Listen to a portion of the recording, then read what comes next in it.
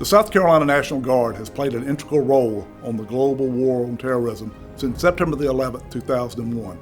The men and women who make up this great organization volunteered to serve the citizens of South Carolina and the United States and have deployed time and time again in defense of the rights and freedoms we value as a nation. Whether you are a service member who has deployed overseas, have mobilized within the U.S., have served in the support role for a deploying unit, or you are a family member of one of our soldiers or airmen, thank you. Thank you for your service, your commitment, your dedication to the mission, and for your support for your brothers and sisters in uniform. The South Carolina National Guard supports and defends our fellow citizens, the state, and the nation, whenever and wherever the threat arises or the need exists. South Carolina National Guard soldiers and airmen conduct their federal mission to serve in support of national defense, overseas, and in the U.S. Since September 11, 2001, the South Carolina National Guard has deployed more than 20,000 Army and Air National Guard service members in support of the global war on terrorism. Every South Carolina National Guard major subordinate command has a history of units participating in mobilizations since September 11, 2001. The South Carolina National Guard has mobilized in support of Operations Noble Eagle, Iraqi Freedom, New Dawn, Enduring Freedom, Freedom Sentinel, Inherent Resolve, and Spartan Shield, among other overseas contingency operations. Service members have also contributed to the warfight while at home through support provided to mobilized units, as well as maintaining a ready force at home that is capable of meeting the mission when called. Since 9/11, we have deployed well over 20,000 Army and Air Guardsmen. We have continuously had soldiers and airmen deployed either directly to the CENTCOM AOR or were in some type of role in support of that. We don't have as many deployed today as we did at one time, but I think it still, though, is a challenge for all of our soldiers and airmen to always be prepared for that potentially next mobilization that could come.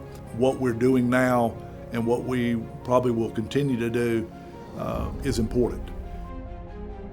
The South Carolina Air National Guard out of McEntire Joint National Guard Base played a vital role in the initial response to the attacks of 9/11. The South Carolina Air National Guard was in the fight from the beginning. At McEntire, we're flying our normal flying period for the morning. Well, obviously, some significant events happened, and as soon as the jets landed, the leadership immediately jumped on the task at hand. Really, without a whole lot of direction, they just figured out, okay, what do we think we need to do? So immediately, maintenance started generating airplanes. And while we're breaking out missiles, we're loading guns, we're getting airplanes airborne, and it's just a matter of hours before we had armed aircraft providing combat air patrols over the city of Atlanta. Now, as we got a little bit more time and we were able to generate a few more airplanes, it went from gun only to guns and missiles, and we put pilots into a status where they're getting their rest, and we set up an alert facility in the Squadron Operations building, and we pulled everything together to make sure that we had people ready to defend the United States immediately. And I think it's quite a testament to the leadership and capability of the entire wing that we were on mission within hours of the airplanes striking the Twin Towers and the Pentagon. These attacks on the nation launched the Swamp Fox Airmen into action with numerous deployments conducted in the 20 years since September 11, 2001 to locations all over the world, to include Qatar, Iraq, and Afghanistan, and totaling thousands of combat flight hours. Supporting it from home at first when we sent 6 airplanes out to Al Udeid Air Base to fly over Afghanistan. Later, in 2002, a tasking came down for Brigadier General Patrick. He was our Chief of Staff of the South Carolina Air National Guard at the time, to go out and be the deployed wing commander at Manas Air Base in the Republic of Kyrgyzstan. And they currently had Marine Corps F-18D Hornets and Mirage fighters over there doing close air support for Afghanistan. Well, the plan was to rotate those aircraft out and rotate in European partner air forces, we call that EPAF, F-16s.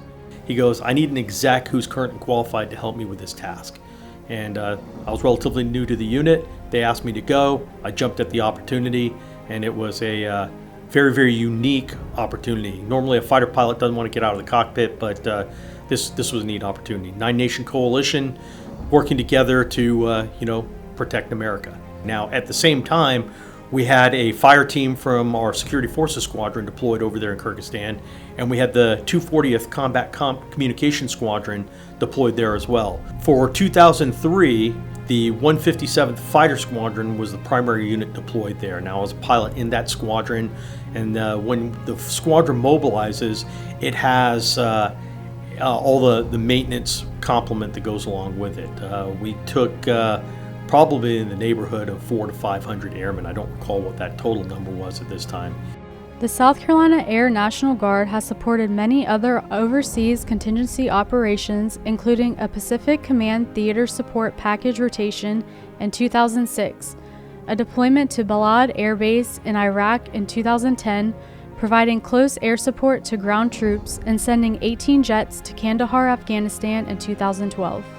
And I think that's one's particularly important because, we're a 24 primary aircraft assigned squadron at that point in time. And Central Command asked us to deploy an additional 6 aircraft. So we had 18 aircraft deployed to Afghanistan, and we flew continuous surge operations. Now you go, hey, that's not too hard. You have 24 aircraft assigned. You took 18, you have plenty. Well, those other 6 aircraft were performing 24/7, 365 aerospace control alert back at home station. So that was about as full court press of an effort that you could have, where we're simultaneously working for 2 combatant commands with every one of our assigned aircraft committed to a mission. And we did that without any backfill, without any real help from outside, and sustained that over the entire time of the deployment. And I think that's a very proud moment for the South Carolina Air National Guard. In total, the deployment included nearly 400 personnel who mobilized together, with an additional 90 personnel deploying late in order to replace airmen who returned home mid-cycle. During this deployment, the unit flew more than 2,200 sorties, totaling more than 9,400 combat hours, providing ground commanders with close air support for 24 hours a day, 7 days a week, for 120 days straight. Additionally, the South Carolina Air National Guard deployed in 2014 and 2018 to the Central Command Area of Operation, supported the Pacific Command again in 2016, and in 2021, the South Carolina Air National Guard deployed airmen to Prince Sultan Air Base in Saudi Arabia. The South Carolina Air National Guard has not only provided aviation support during mobilizations, many other operational units within the South Carolina Air National Guard have also played a role in the success of deployed missions, including civil engineers, firefighters, force support, mortuary affairs, air traffic control, and many others. There have been a lot for the Air National Guard, so it's been very busy. Since 9/11, the South Carolina Air National Guard has had very, very few moments when we haven't had some number of airmen mobilized and or deployed in support of combat operations in the CENTCOM area responsibility. In addition to the support being provided around the world, the South Carolina National Guard was also tasked with keeping the homeland safe. In 2011, the South Carolina Air National Guard took over the North American Aerospace Defense Command Alert mission from the 20th Fighter Wing out of Shaw Air Force Base. That's a very taxing mission for an active duty wing because it is very manpower intensive and they have a very high training throughput requirement, so it can be pretty challenging. So Lieutenant General retired Williams, he was the wing commander at the time, worked to bring the mission over to McEntire. So we renovated what our alert facility from back in the Cold War days. We used to sit alert in F-102s and F-104s at McEntire. So those facilities were renovated and updated, and we started sitting alert in 2011 with the F-16. The 59th Troop Command, headquartered in Eastover, is currently comprised of the 51st Military Police Battalion in Florence, the 1050th Transportation Battalion in Varnville, and the 751st Combat Sustainment Support Battalion, also in Eastover. From logistical support, maintenance, and transportation to security force and detention center operations, the soldiers of the 59th Troop Command have supported the war fight for the past 20 years. The attacks on U.S. soil created unknowns for the future of the nation and the National Guard, but the South Carolina National Guard was ready to respond in order to protect American citizens. The environment definitely was different, obviously, in the country as a whole. I think it transformed our role in a big sense as far as the National Guard's concerned. And probably about 10:30 is when I got a phone call from my platoon sergeant at the time, just kind of giving me a heads up that, hey, we may be calling you guys in later on today or tonight, just stand by. I think it was probably by 17 or 1800 that night we were mustering at a good many of us were starting to muster already and report to the 132nd Armory, which was at Bluff Road at the time. Initially, from what I remember, we had a few briefings. We spent the night at the Armory that night. We had a few briefings. Got up the next morning, I think some local law enforcement folks were coming in with our upper leadership, and then we were getting issued our M9s, and we were going armed, and a few of us were being positioned out at the access control area behind Bluff Road Armory, which is now, a gate and a fenced-in area, which I don't believe it was at that time. It was open. And then a few more of us were positioned out at McCready Training Center to work some access control out there. So, and that went on for probably quite a few weeks after that. So we all did shift work and doing rotating between both of those places. We were basically the gate at the back side of the Bluff Road Armory that is off a National Guard road that the force protection guys do now. We had set up a couple of vehicles and a couple of temporary tents basically for a gate. We had perimeter patrols on the outskirts all the way over to the backside of behind where the Armory and the credit union now meets the backside of, I think, Shaw Flooring and all that. So we had a back gate set up there, very similar. We had which is now where the sign is out by the Bluff Road, the T. Estate Merchant sign itself in front of the tank there. We had another gate kind of set up there. So we had 3 or 4 access control points and a couple roving patrols. And then of course the same similar setup that was out here at McCready as well. In late September of 2001, then-President George W. Bush requested that governors provide National Guard members to supplement security personnel at the nation's commercial airports. Then we got word that we were going to be going on a different set of orders to start going out to the airport and training with, I don't know if it was customs, I can't remember at the time, before TSA was officially stood up. And so long story short, we were tasked with screening people in the airports, and so that went on for another probably 3 or 4 months or so.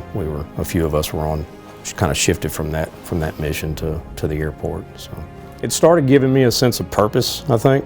Of course,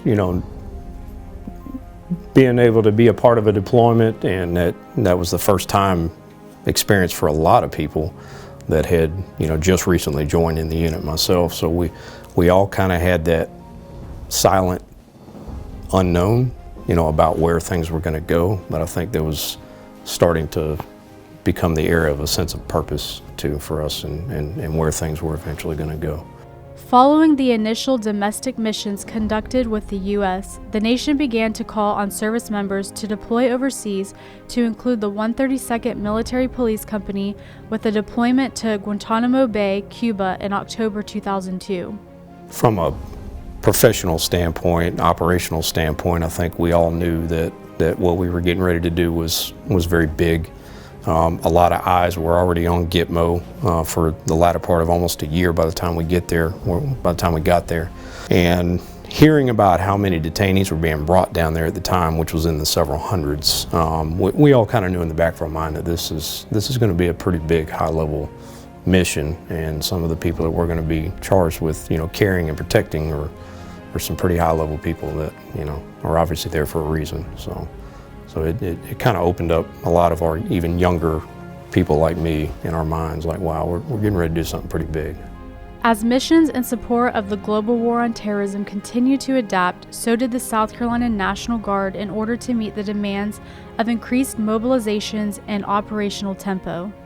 I did notice a little bit of a transition in some of our training, even though the 132 at the time was a guard MP company, which is primarily detention operations, but we did start to shift probably in the latter part of when I became an NCO for the first time, I believe back in 2005. I did start to see a little bit of transition in our training and training plans that were moving a little bit more towards combat support oriented, even though we didn't have a lot of the stuff on our MTO at the time. But I did see a lot of the things that we were starting to do shift away from detention operations and go in that direction, which eventually led to our next mission a couple years later. So. In latter part of 2006, we got a NOS for Iraq, and another unknown at the time, of course, as with any mission that gets put down on you at first. But our primary mission was to train the Iraqi police, and when we got there, that's primarily what we did.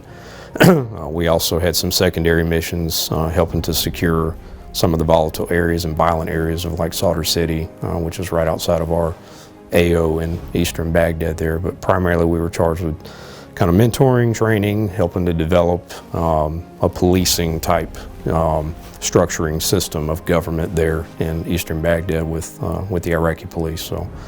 So that transition from, I guess, maybe coming back from Gitmo and before that mission of some of our training, now that I look back, and of course, we did eventually transition and get more equipment and stuff too, really led us to being more prepared for that mission. So I kind of look back now and can see the bigger picture of why that was happening. And that was ended up being a good thing. But our mission was important. We helped to train them, and then we did some other secondary missions in between. Very challenging, obviously, not just language barriers, but culturally speaking, from a religious standpoint, very, very different way of life that they live over there. So it was a challenge, but it was rewarding at times, and I think we did our mission well.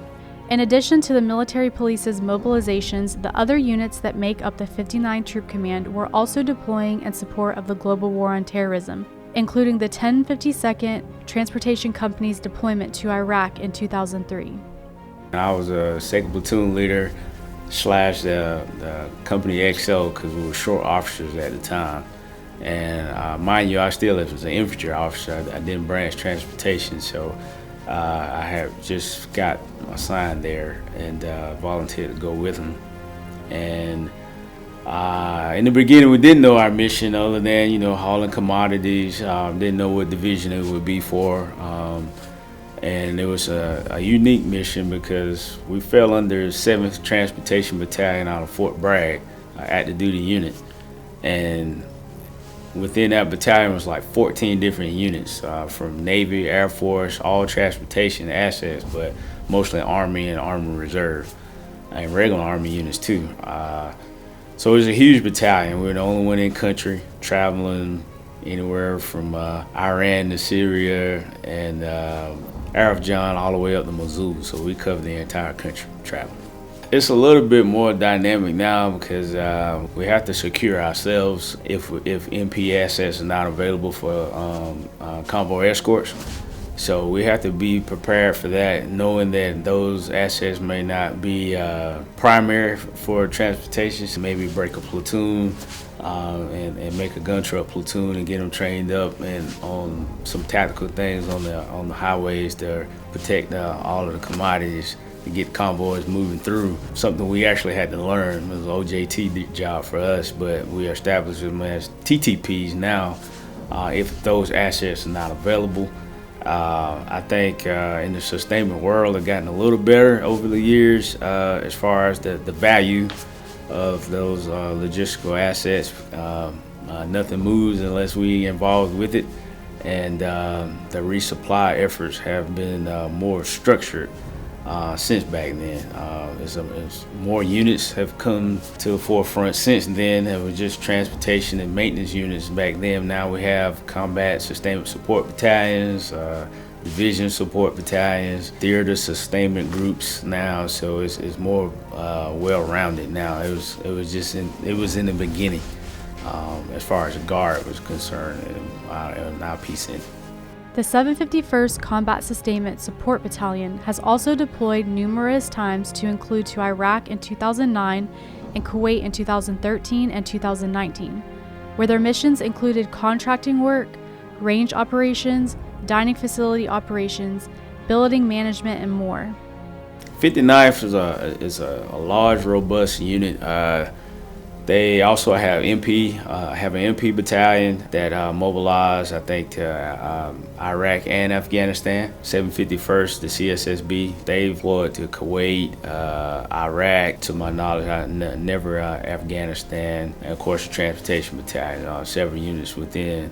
So all of those battalions have a bunch of AA units that deploy separately, and a robust wave of missions. And sometimes the sustainment units not mentioned, like combat units, but in the end of the day, all of us on the front lines. The current 117th Engineer Brigade was formed in 2019 and was federally recognized in 2020, but the engineer assets of which is served as the parent unit have a storied history of mobilizations in the South Carolina National Guard. Today, the 117th Engineer Brigade is comprised of the 122nd Engineer Battalion in Edgefield, the 178th Engineer Battalion in Rock Hill, the 710th Explosive Hazardous Coordination Cell in Eastover, and numerous companies and detachments throughout the state.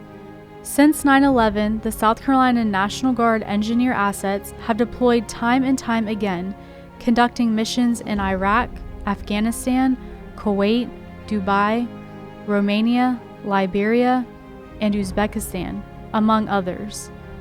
The South Carolina Engineer Service members completed missions such as vertical and horizontal construction operations, surveying and assessments, well drilling, firefighting, multi-role bridging, and combat engineer operations.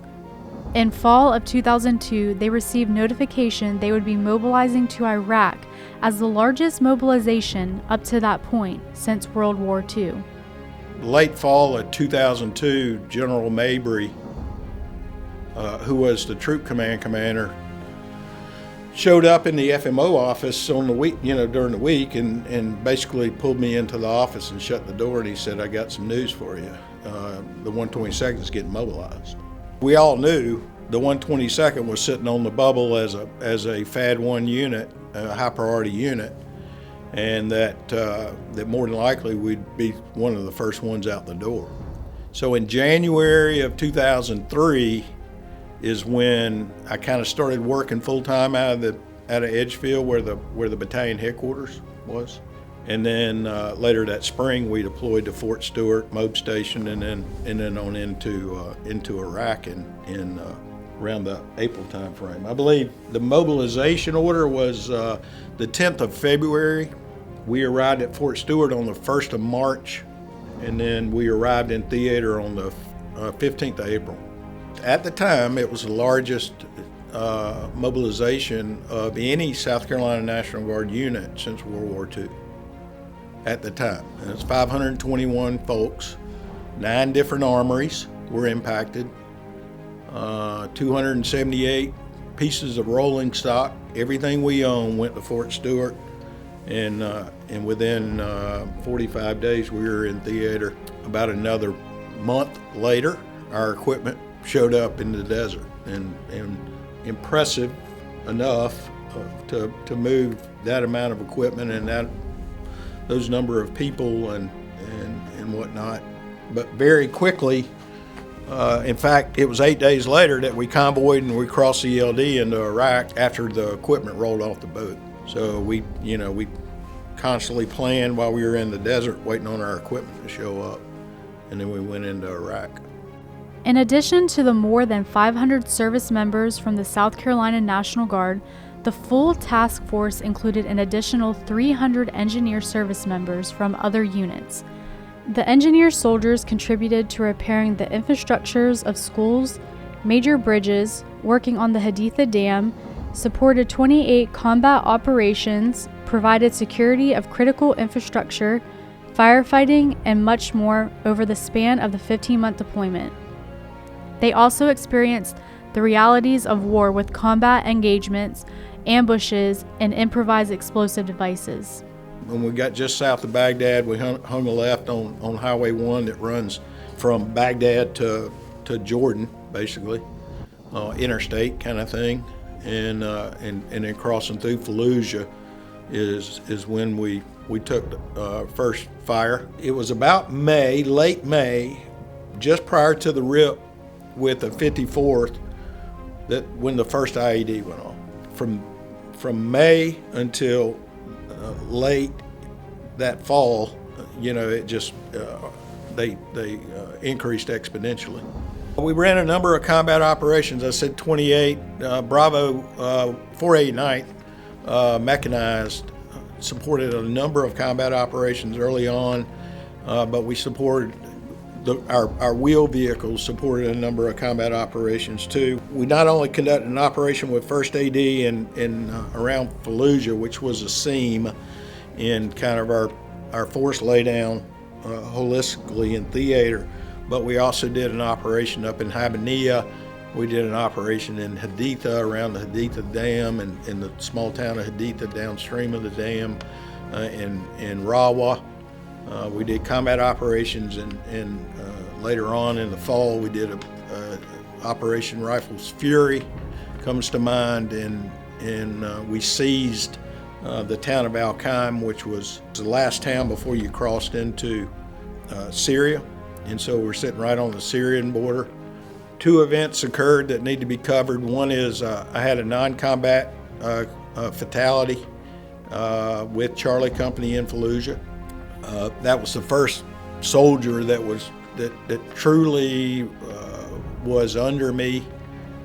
That was the first casualty in a combat zone. Prior to the operation in Al-Qaim, we were building a berm on the Syrian border using our dozers, engineer equipment, because the enemy would attack us in Al-Qaim, and then they'd run back across the border. We couldn't get them. So we bermed the border, and then I sent some other engineers into Al-Qaim to clear fields of fire and that sort of thing. And James Chance from Mississippi with the 8th 90th Engineers hit a mine and killed him instantly. Engineer assets have a wide range of capabilities to meet the demand placed on them during deployments. And like I said, everything from almost minefields to ball fields, as we say, with the engineers. You're either kicking indoors or we're trying to repair the infrastructure, the electrical grid, or we're doing humanitarian support projects, and or civil military operations, we call it, CMO. For extraordinary heroism in action, the 122nd Engineer Battalion became the first unit in the South Carolina National Guard to receive the Valorous Unit Award, the equivalent to a Silver Star for an individual. The South Carolina National Guard has deployed nearly 2,500 engineer personnel since 9/11, to include the firefighters of the 268th Engineer Detachment in 2003, the 264th Engineers, and the 122nd Engineer Company in 2005. In 2007, elements of the 178th Engineer Battalion deployed to Afghanistan with the 218th Maneuver Enhancement Brigade. In 2009, the 122nd Engineer Team went to Baghdad, while the 174th Mobility Augmentation Company and 122nd Sapper Company deployed to Afghanistan. In 2010, the 1221st Engineer Clearance Company of Graniteville took minesweeper equipment and radar detectors to combat the number of IEDs placed in Afghanistan, while the 717th Engineer Team Explosive Hazardous Detachment was mapping out IEDs and mine strikes across the area of operations in Baghdad. In 2012, the 178th Engineer Battalion deployed a large number of personnel, again to train the Afghans in engineering and construction operations, before handing over the mission to the 122nd Engineer Battalion in 2013. Also in 2013, Walterboro's 1223rd Engineer Company deployed to Afghanistan to support the tearing down of 15 bases during the drawdown of forces in theater. In 2019, firefighters with the 264th, 265th, 267th, and 268th Engineer detachments deployed to Romania in support of Operation Freedom Sentinel, providing firefighter capabilities for military aircraft. While the 124th Engineer Company deployed again to the Middle East, this time in support of Operation Inherent Resolve to provide construction operations. The second deployment for the 1221st Engineer Clearance Company tasked the unit with providing route clearance support and engineering projects throughout Syria, Iraq, Jordan, and Kuwait, returning home just before Christmas in 2019. You know what they say, engineers first one's in, last one's out. So we literally had engineers going in that were conducting combat operations, kicking doors in, and constructing fobs and the like, and then you know, some of the latter units in 2019, 2020 are actually deconstructing some of these fobs we constructed early on, and doing supporting retrograde operations. The 218th Maneuver Enhancement Brigade, formerly a heavy brigade combat team, is made up of the 1st and 4th Battalions of the 118th Infantry Regiment and the 218th Combat Support Battalion with the 108th Chemical Company and the 111th Signal Company. Shortly after the initial attacks on the United States in October 2001, the 1st of the 118th was called up to provide force protection missions, with Company A assigned to Fort Jackson and Company B reporting to Fort Gordon, Georgia.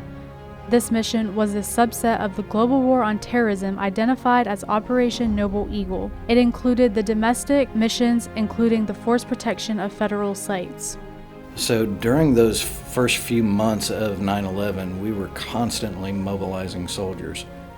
We would mobilize signal units to go to Afghanistan to help support the combatant commands fighting over in Afghanistan. We mobilized infantry units to secure Air Force bases, their airports. We sent some soldiers to NGB to assist with being liaison officers.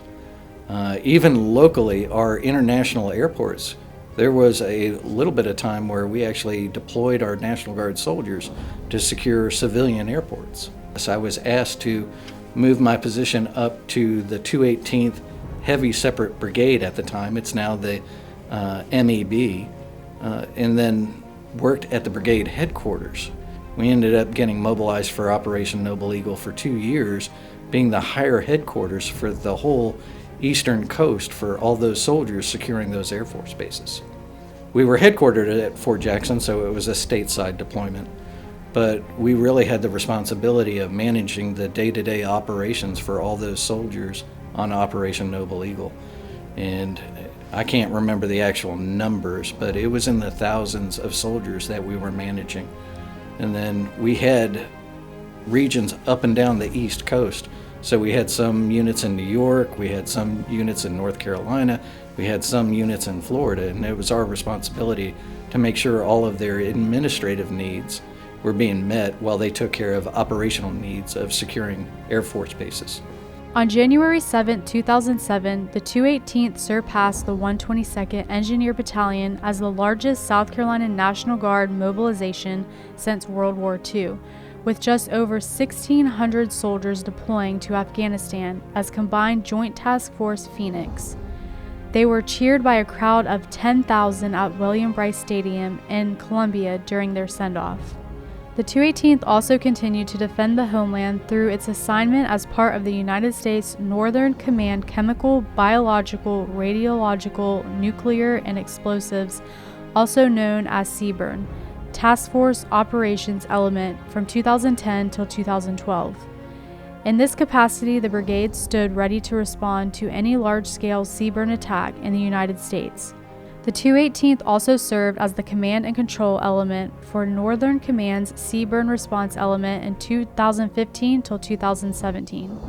In 2012, 4th Battalion of the 118th Infantry Regiment deployed more than 650 soldiers to Kuwait And in 2019, the 4th of the 118th deployed to the Middle East under the 30th Armored Brigade Combat Team, headquartered with the North Carolina National Guard.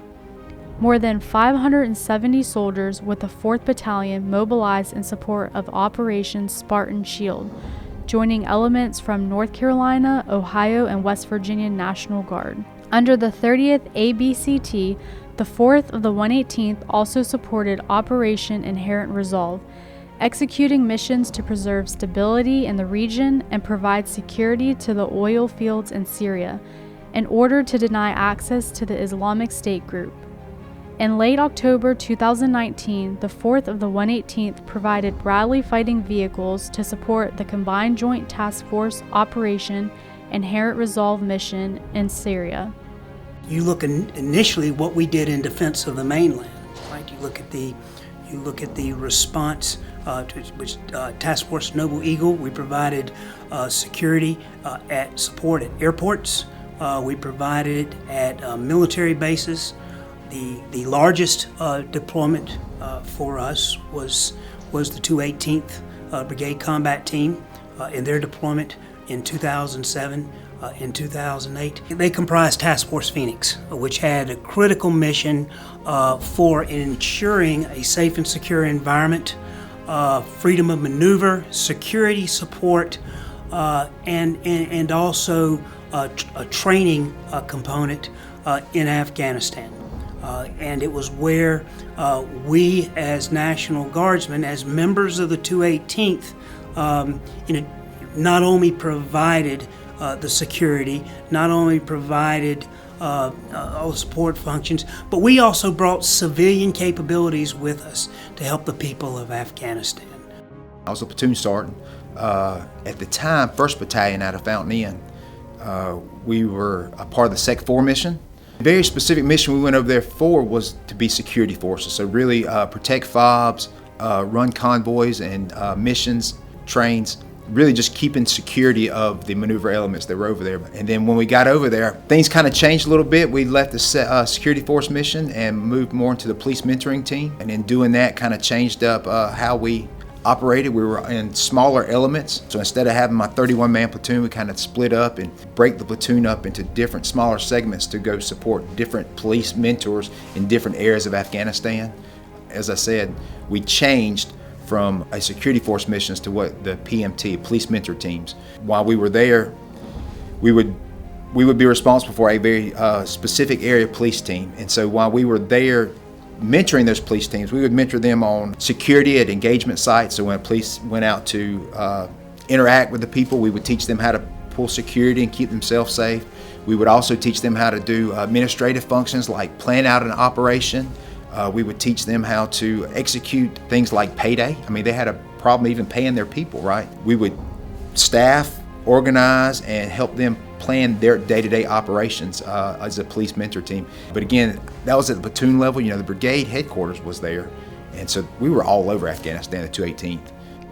The units of the 218th Maneuver Enhancement Brigade carry on the lineage and heritage of combat forces for the South Carolina National Guard. The brigade continues to maintain a ready force through training, including the 1st of the 118th conducting a rotation at the Joint Readiness Training Center in Fort Polk, Louisiana in 2021. The 228th Theater Tactical Signal Brigade of Spartanburg is made up of the 151st Expeditionary Signal Battalion headquartered in Greenville, Company B, the 198th Expeditionary Signal Battalion in Newberry, and the 125th Cyber Protection Battalion at McIntyre Joint National Guard Base. The 228th Theater Tactical Signal Brigade and its soldiers were quick to respond to the call of the nation. On November 26, 2001, following the attacks to the nation in September, the 228th had a 2-person signal team mobilized to Kuwait in support of the global war on terrorism. Shortly after, in January 2002, another 13-person team was mobilized, with another 2-person team mobilized in October 2002. In late January 2003, the 151st Signal Battalion was alerted, and on February 10th received mobilization orders for 430 soldiers, along with another 130 soldiers from the 114th Signal Company out of Camden. The service members deployed into Kuwait, with portions of the units moving forward into Talil, Iraq, and later to Baghdad to provide area signal coverage for Baghdad International Airport. So since 9/11, I've been on 3 mobilizations in support of global war on terror, one to Iraq in 2003 and 2004, and then 2 times to Afghanistan in 2011 and 12, and then in 2016 and 17. I was just recently back again. The Iraq mission was all tactical comms. We used all of our organic green box, if you will, commercial or communications equipment, and then both of the rotations in Afghanistan was managing a lot of commercial network infrastructure at the theater level. So the entire Afghanistan AOR, reaching out to Bahrain, Doha, back to Europe, all the inbound tactical links or commercial links that we had coming in, we were responsible for that entire architecture. Whereas in Iraq, we had a very large network, but we didn't have the responsibility of the entire network. We had just a big slice of the greater network to manage. We had people there at log-based sites, and we had extension nodes spread out all across the Baghdad area, supporting other LSAs. We were at Camp Victory, I can't remember the other camp, but we were supporting Special Forces, JCSE folks. I mean, we were spread out pretty well. We had units in Greenville, Lawrence, Greenwood, Belton at the time, and Williamston, and spread out all across the upstate. So it was pretty impactful to the upstate population. Due to the ability of the signal community to deploy small elements of personnel and equipment to meet the needs of the mission, the 228th Theater Tactical Signal Brigade has deployed time and time again. We've had individual company size elements or company minus size elements mobilized in support of different units. We've had signal units on the Horn of Africa supporting special operations over there. And the significance is these units, they have no strategic organic comms that gives them the reach back capabilities that our unit has or continues to have. And by moving forward with those units, we're enabling them to do the mission that they're in country to do, while giving them that ability to communicate and take that off of them internally so that they have better capabilities. Additionally, Company B, 198th Expeditionary Signal Battalion, with the parent unit out of the Delaware National Guard, deployed approximately 130 soldiers to Afghanistan in 2013, providing satellite communications support as part of the theater network.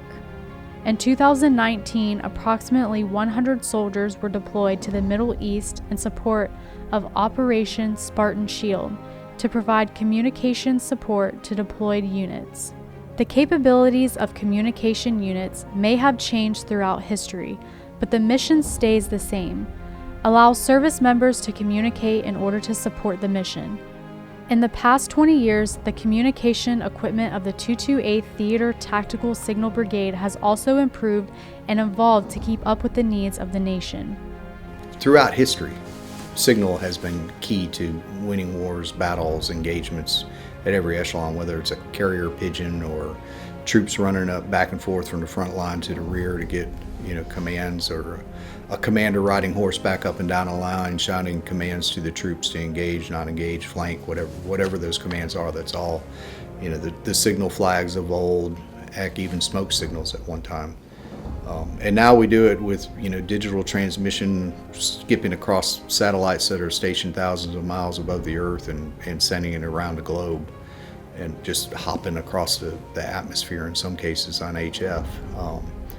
I don't believe we can win battles without it. Yeah, to remember, if we're not communicating, then that soldier who's at the tip of the spear is not getting beans and bullets, or not calling back to the rear for fire support, or any number of things. That it's not just picking up a phone and calling home to talk to mom or dad. It's the main point of communication is winning a war. Another element of the 228th Theater Tactical Signal Brigade is the 125th Cyber Protection Battalion. The purpose of the Cyber Battalion is to focus on network defense, protecting vital infrastructure, and defending against cyber attacks, hackers, or other malicious actors. In March 2018, the 125th Cyber Protection Battalion mobilized 60 soldiers to deploy to the National Capital Region under a federal mission in support of the U.S. Army Cyber Command. The domains in which we fight, so you got air, land, and sea, those are the typical first three domains. But over the past 10 years, we've also seen space become a new domain and cyber become a new domain. So in a multi-domain operation, you want to bring all of those resources into the fight. So one of the things they stood up for the Guard back in 17 was a cyber brigade. And then very quickly behind that, South Carolina picked up a cyber protection battalion. And that was back in 2017 that we stood up the first cyber protection battalion for South Carolina. So right now, cyber being a new field for us to operate in, it's always been there, but the amount of effort that we collectively, the United States Army, has put into that domain has increased. One of the things that the South Carolina Army National Guard had the opportunity to do is participate in Task Force Echo. Task Force Echo was a top secret mission up in Fort Meade, Maryland, where we supported the warfighter in Afghanistan with cyber capabilities. But we were doing really good things with the equipment and capabilities to positively impact the warfighter in Afghanistan. The 263rd Army Air and Missile Defense Command is the higher headquarters to the 2nd Battalion of the 263rd Air Defense Artillery Regiment and the 678th Air Defense Artillery Brigade, which is the parent unit of 1st Battalion of the 178th Field Artillery Regiment. The AAMDC was stood up as a 2-star level command in 2000 and soon after was tested on their air defense capabilities in support of protecting the nation. About 11 o'clock that day, I got a call from the headquarters, and they were wanting me and 3 others to report in on the day of 9/11, and we went down to Tyndall Air Force Base and built some of the first air defense plans. And then shortly after that, we came back. We were down there for about 2 weeks and built some of the first air defense plans for the continental U.S. and came back, and then we mobilized the whole unit for another mission. Since then, the units under the 263rd Army Air and Missile Defense Command have deployed numerous times in support of operations in response to the global war on terrorism, including the mission in the National Capital Region in support of Operation Noble Eagle.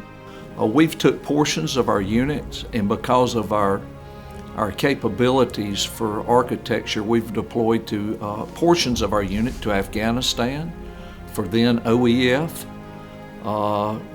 Several of our soldiers have deployed for that. We've taken portions of our unit and supported other mobilizations of other units. The missions was to protect the homeland and to be backfill for other theaters, both in CENTCOM and EUCOM, for Army Air and Missile Defense. But the primary was to serve as a headquarters for NORTHCOM and NORAD to provide air defense, Army level, theater level air defense for the homeland. And then we serve as an executive agent for FORCECOM for all the training, readiness, and oversight for all the units in the National Guard air defense units, 7 battalions, 3 brigade headquarters, and the AAMDC that deploy in support of Operation Noble Eagle. It's a huge responsibility. And then establishing all the rapport with all the headquarters in all the different areas to where we have soldiers deployed across the homeland, from Tyndall Air Force Base to FORCECOM, to R North at Fort Sam Houston, to NORAD at Peterson Air Force Base. And then mobilizing, going and actually performing the National Capital Region Integrated Air Defense Mission. It's ever evolving, it's different sets of responsibilities, but so NORAD has the responsibility for 3 regions, for Canada, Alaska, and the continental U.S. And within this NORAD area of operations and area of responsibility, they have to maintain strict procedures around certain assets to prevent, the easiest way to think of it is to prevent 9/11 from happening again. So from an air, a ground, and a maritime standpoint, they put the procedures in place to prevent a bad actor from being able to enter airspace and being able to do what we think back of and we reflect and look at 9/11 to prevent that from happening again. It's a surveillance aspect, there's a warning aspect, and if necessary, there's a kinetic aspect. Outside of the air defense assets of the 263rd Army Air and Missile Defense Command, there is also the famed 1st Battalion of the 178th Field Artillery stationed in Georgetown, Andrews, and Manning. Just as the AA MDC was called to action shortly after the attacks on the nation, so was the Field Artillery. For South Carolina, immediately what that meant was Operation Noble Eagle. You saw a lot of our National Guard soldiers being required to secure Air Force bases up and down the East Coast. So the unit I belonged to at the time, the 1st and 178th Field Artillery, started mobilizing our soldiers to go secure those Air Force bases. Outside of Homeland Defense support, the Field Artillery Battalion was also called to serve overseas, deploying to Iraq in 2004. Within 30 days of being notified of the mobilization, the soldiers were federalized to conduct training at Fort Dix, New Jersey, for approximately 40 days before traveling to Kuwait, and then pushing forward into Iraq to conduct a convoy security mission. Not long after 9/11, though, in that particular assignment, I was fortunate enough to be named as the commander of the 1st and 178th, and later took them to Iraq in response to Operation Iraqi Freedom. We deployed in lieu of mission. We were basically reconfigured as a military police battalion. So all of the structure that we were normally used to working within, the artillery framework, was realigned. Our units had to be broken up into more subsections to man. We had 143, I believe, Humvees that were in various degrees of up armor when we got to Kuwait to draw them from the Camp Buehring motor pool. It was an artillery unit, but mobilized as an MP battalion. We would meet up with convoys at the Kuwait border at a place called Camp Navstar, and we ran two missions. We ran a daily sustainment mission where we escorted convoys up to Camp Cedar, which was at Talil in Iraq, and then another unit would pick them up and carry them into Baghdad, usually to LSA Anaconda. And then we had another mission where we actually traveled all throughout Iraq, went to all the major cities, Mosul, Tikrit, Fallujah, and those missions, sometimes our soldiers would be gone as much as 2 weeks. So it was a varying type mission. The sustainment usually was a one-day run up and you come back that same day. But convoy security, we did that. I think we logged a little over 4.2 million miles and had a little over 2,000 missions during our year deployment. The 59th Aviation Troop Command of the South Carolina National Guard is home to numerous aviation capabilities, including the AH-64 Apache, the UH-60 Blackhawk, the CH-47 Chinook, the UH-72 Lakota, and the C-26 cargo aircraft. Each of the airframes support unique mission sets to include close air support, cargo and personnel transport, and medical evacuations. The units that make up the 59th Aviation Troop Command include the 1st and 2nd Battalions of the 151st Aviation Regiment, the 351st Aviation Support Battalion, components of the 1st Battalion of the 111th Aviation Regiment, Companies B and C, as well as detachments of Companies D and E of 2nd Battalion of the 238th Aviation Regiment, Detachments 5, Company B of the 641st Aviation Regiment, Detachments 24 of the Operational Support Airlift Command, and Detachment 1, Company B of the 642nd Aviation Support Battalion. Due to the span of capabilities, the 59th Aviation Troop Command has a robust history of deployments in support of the global war on terrorism. Some of the deployments include the 1st Battalion of the 151st Aviation Regiment support of the January 2005 first free elections in Iraq's history, providing security missions as well as their support as the U.S. Army closed out operations in Iraq and handed over control to Iraqi authorities in support of Operation New Dawn in 2011. The 2nd Battalion, 149th Aviation Regiment, served as the Commanding General's Flight Company in Iraq in 2007 to 2008. The 351st Aviation Support Battalion provided support in theater to the 185th Theater Aviation Brigade with maintenance, fueling, and logistics operations in support of Operation Spartan Shield in 2015. The 2nd Battalion of the 238th Aviation Regiment and the 1st Battalion of the 151st Aviation Regiment combined with other National Guard and active duty components in 2017 to become a task force that conducted aviation operations in southern Afghanistan with AH-64 Apaches, UH-60 Blackhawks, CH-47 Chinooks, and medevac assets, while a component of the 2nd Battalion of the 238th Aviation Regiment conducted distinguished visitor transportation in northern Afghanistan. In 2018, the Company B of 2nd Battalion of the 641st Aviation Regiment deployed to Afghanistan to provide personnel and cargo transportation assistance throughout the operational area. And in 2019, Company C of 2nd Battalion of the 238th Aviation Regiment medical evacuation deployed to the Middle East in support of Operation Freedom Sentinel to provide medical evacuation assets to the area of operation. Doing OIF 3, we were responsible for, you could say, the taxi. It was a combination. DVs, we deployed them. One of the more distinct ones is that I was a part of directly. We were responsible for taking the entourage for getting the court order to exhume the bodies for Saddam Hussein's trial. One of the few entities. In conjunction with that, we were a part of the support measures, seeing some of the first of the 50 cals to come in country and disseminated those out to the troops that were needed throughout the country.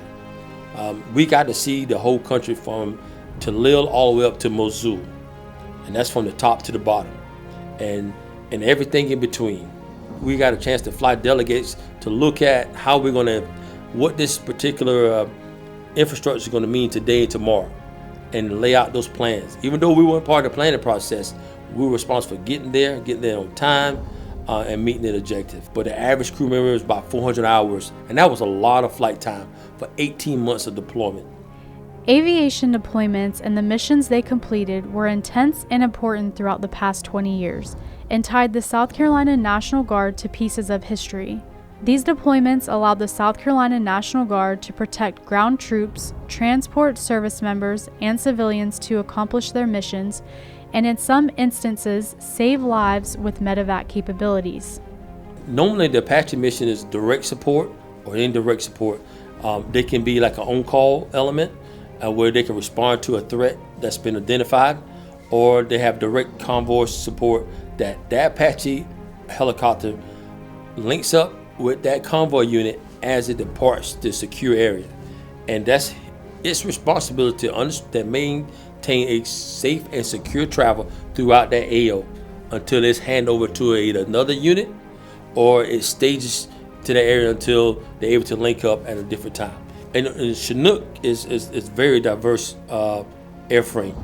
You gotta understand back in the early 2000s, the Chinook was almost taken out of operation, but it came to be the most proficient airframe because of the altitude. So guess what? Special Op use it, everybody uses it for transport, troop transport, secret missions, whatever. Those guys have been engaged in every aspect of the mission, not just lifting and shifting. They have been involved with a lot of strategic moves. I'm talking about dynamic moves as far as getting folks on target on time, resources on target on time. So the Chinook, the Black Hawk, I understand all can operate within those environments, but the Chinook is very dynamic and has separated itself. If we got the right stuff, the right equipment, the right people to fix it, we can deploy anywhere, and guess what? We can do just about anything. The South Carolina National Guard Medical Command has been a large support unit for the entire organization. Combat medics, nurses, and doctors have deployed individually with almost every unit. As part of their mission at home, they examine and treat each soldier in each unit before and after they deploy to ensure medical readiness. The medical command has grown and improved since 9/11, with soldiers previously required to get a physical health assessment every 5 years. Now each soldier is seen once a year. And just in terms of the entire process, it's completely been revamped since I first joined. The PHA process is entirely different. IMRXs, SRPs. We've really spent a lot of time over the years kind of refining the process and improving it to make sure that the soldiers and units are capable from a medical standpoint to carry out the mission. Every time a soldier gets called to duty, they either physically or virtually go through Med Command. We have to approve all of that, make sure that they're up to date on their dental and their hearing and their medical requirements, and make sure that when someone's injured that we are able to return them to the unit fully mission capable. While overseas in a deployed environment, medical personnel provide medical treatment, make the assessment for injuries on if a service member can be rehabilitated to return to the fight, need to be transported to another location for care, or need to return to the States for further treatment. From a medical perspective, we look at deployments a little differently. For us, it's kind of the same thing we do in the civilian world, except we're getting to take care of soldiers, and so we kind of look at it from a little bit of a different perspective. We're doing what we're trained to do normally. Outside of individual deployments by medical personnel, the 251st Area Support Medical Company deployed in 2013 to 2014 as a unit. We deployed as a single entity from South Carolina as a 251st ASMC attached to an active duty medical brigade. And our main mission at that time was to provide healthcare in the Kabul base cluster. We had 5 clinics set up in the Kabul base cluster, and we had an emergency evacuation platoon at Bagram Air Base, which provided basically 911 services internally for Bagram. Additionally, the 251st Area Support Medical Company served in response of the Homeland Defense as part of the United States Northern Command CBRN Consequence Management Response Force, also known as CSMRF. The unit was part of a robust federal reaction force that was prepared to mitigate loss of life and relieve suffering in response to a CBRN attack anywhere in the United States. Making sure service members are medically fit and ready is the primary mission of the Medical Command for the South Carolina National Guard, and ensuring service members are medically capable of meeting the demands of the mission in a deployed location is what makes the medical community an important asset for mobilizations. One of the reasons the South Carolina National Guard is able to meet their mission is due to the support of the families. It is because of the wives and husbands, moms and dads, brothers and sisters, and sons and daughters. Knowing that the home and children are taken care of while a service member is deployed allows for that soldier or airman to better focus on the mission at hand. When we talk about deployments from a soldier and airman perspective, we generally know what our jobs are going to be. We know our risk. We know that it's a lot of times long periods of maybe even boredom or not a lot of action going on, and then those intermittent times when things could get really, really testy. But I think in hindsight, and have talked with my wife and other spouses and family members and my kids, especially my kids, they didn't have the luxury of knowing that. It was mommy or dad has gone away, my husband, my wife is gone, they're in harm's way.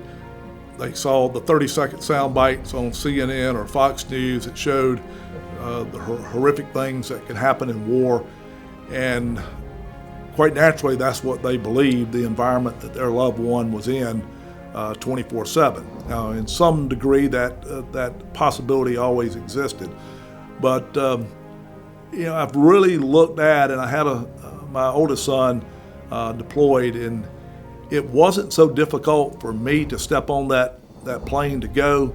An adult background of working in law enforcement, having served at that time close to 20 years in the military.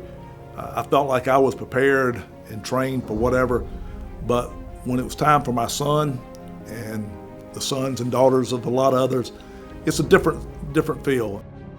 9/11 did not only impact the lives of those currently serving in the armed forces, it also impacted their family members. For Miss Susan McCarty, wife of Major General Van McCarty, she was a second-grade teacher at the time. It wasn't until her husband's first deployment in 2004 that the full impact of 9/11 had set in.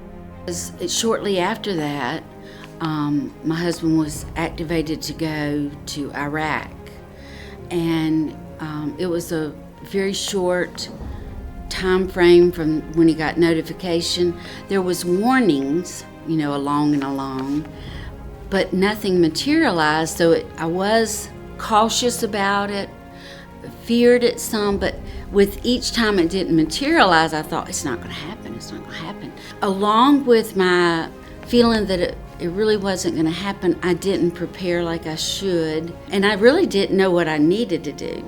We lived in a community where there are very few National Guard, or were very few National Guard members. And so when he was activated and deployed, we were by ourselves. I was, and my children were in school. And so it was kind of difficult to be all by yourself. Everybody else is going along normally. We look like we're normal because we're still doing the same things, but we weren't normal. We were all, kind of afraid. With the number of deployments the South Carolina National Guard conducted over the past 20 years, family members were the ones to step up and take on the extra responsibilities of having a member of the family overseas, in some instances for an unknown amount of time. And I worked very hard, so I had a lot of experiences in the classroom, but when I tried to transition to an administrative position, I felt like I was looked over because, of course, after school I had to leave to take my kids to sports, and I felt like they looked at me as if I was almost a single parent and that maybe I wouldn't be available for all the night things they had and the weekend things. Fortunately, I've always been very independent, so Van kind of encouraged me to be that way. And so when he said he had to go, I continued to do everything I always did. He just wasn't going to be there, is the difference. I do not think I handled all of it as well as I should have. I went into kind of a robotic kind of where I focused on what I needed to do, tried to keep everything normal, tried to schedule everything, keep the kids in school, plan for everything, but I forgot the emotional part of it because I guess I didn't want to deal with it. And I thought my children would see me continuing on as we always did and that they would feel all right. But I should have given them more opportunity to talk about their feelings, express my feelings, so they knew that it was okay to be afraid and to have some questions about Dad being overseas. The South Carolina National Guard offers support systems within the organization to help family members, including family programs with the Service Member and Family Care Directorate, and other support systems are encouraged for family members when their loved ones are deployed, as well as resources for their service members. Thankfully, I did have my family close by. Van's parents lived about 45 minutes. My mother was very close to us, a couple miles down the road. And so I had them. I would encourage also that partners participate in activities that include other National Guard people so that they make connections and have some kind of networking system, other people they can call that are in the same situation they are, either through a flood or a hurricane or, if a deployment. It was difficult when Van was deployed, and he was deployed twice, Iraq and Afghanistan. And like I said, I went in robot mode and kept going and focused forward. When he came back from the first one, it was the most difficult time we've ever gone through as far as our married life and our family. The deployment was tough, but during that time, I became the leader, the one who made the decisions, and I had never been in that position. So my kids looked to me to ask, could they do things, get permission? And so when he came back, I don't know that he resented it, but he wanted to be back the way it was. But it wasn't the way it was because it had been a year, different. So he had to fall back in. The other thing, he was extremely angry when he came back. And I share that with you because there's nothing wrong if somebody comes back very angry. He had seen people that worked, 100 times harder than we do, physical labor and, very difficult conditions so they could provide for their family just like we want, to make sure they have food on the table, a roof over their head, teach them skills so they could be able to be out on their own. So they're very much the same in what they want for their family, but they face so much more hardship trying to do that. And so he saw that, and he came back and he saw that we had so much and that we didn't appreciate how much we had.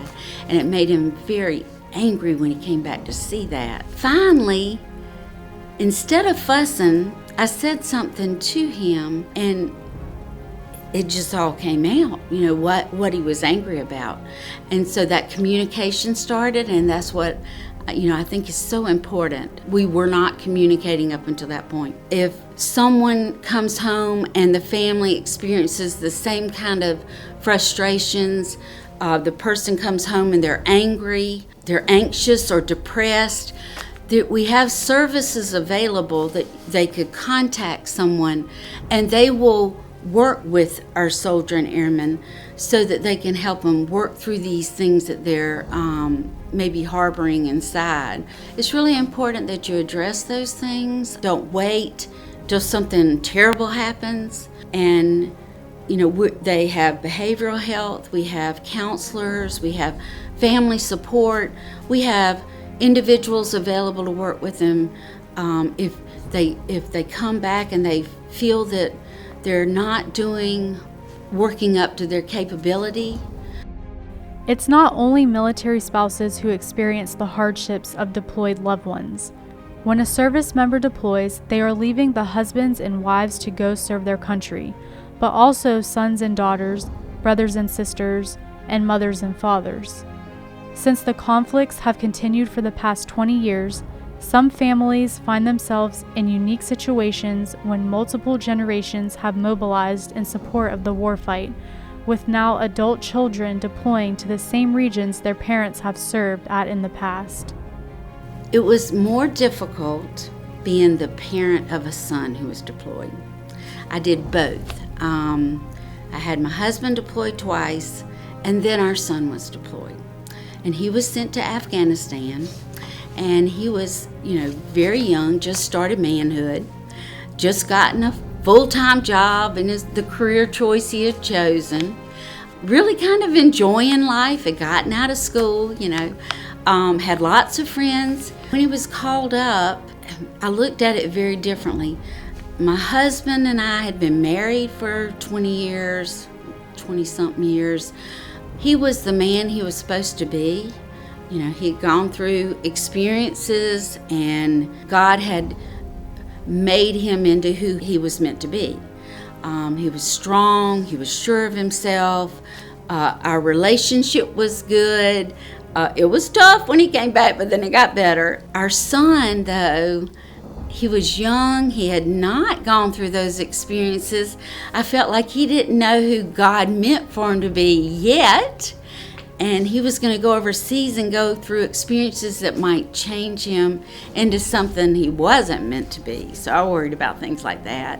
So I really encourage families to talk about that and allow their dependents to realize it's okay to feel like that, and you can talk to me about it. I feel that way too. let's work through it. Very thankful and grateful to the families of those who had loved ones to go, and for most they did return. Some returned though with those invisible wounds of war, and they still struggle with that. As reflecting back over 2 decades now of deployments for not just the soldiers and airmen of the South Carolina National Guard, but for all of our services, there has been a tremendous price that has been paid, and that price though goes to the heart of it when you talk about those that made the ultimate sacrifice in defense of this great nation. I believe what is one of our responsibilities as a nation, and that is remembering the service and sacrifice of those who have fallen. And yes, as a nation, we do have Memorial Day, and that is a time when the nation as a whole can pause and pay respects to the fallen. But to those families that lost a loved one, a son or a daughter, a husband or a wife, each and every day is a Memorial Day. What I have found is somewhat comforting and even encouraging is the spirit of our Gold Star mothers and their families. I understand, I say understand, I know they hurt in the loss of their loved one, but many of them have been inspirations to others, to include myself, of the really what it means to serve this great country, this great nation. I've talked with a lot of Gold Star mothers and family members over the years, and 2 things constantly come in part of that conversation. One is that their son or daughter or their husband, if they would have had the ability to turn the hands of time back to moments before the event that they gave their life in service to this great nation, that if it meant that somebody else was going to die in their place, or if it meant that the mission may not be successful, they said that they knew their son or daughter or their loved one wouldn't do that. They were proud of their service, they enjoyed soldiering, and they were committed to their battle buddies, their friends. And I think that's a very strong statement coming from our, again, Gold Star mothers and Gold Star families. And I think we have to recognize and try to appreciate what it means to serve, what it means, more importantly though, to sacrifice, and truly giving to a greater cause than just yourself, and giving of your life. There is nothing from a human perspective that we can give that's more significant or more important than that. The other point that they've told me is we must tell the story. We must not just remind the citizens of this great nation, but we must reflect upon and tell that story so that the service men and women who sacrificed, that their children, their family will recognize that others appreciate that sacrifice and they valued the service of their loved one, and that we don't forget them, and that we don't just put their name on a plaque and put it on the wall somewhere, that we pause and honor their service and reaffirm our commitment to serve going forward. What we've got to remember from 9/11 is the cost that we paid in the lives of our 17 soldiers, all who made the ultimate sacrifice because of the war on terror, which origins began in 9/11.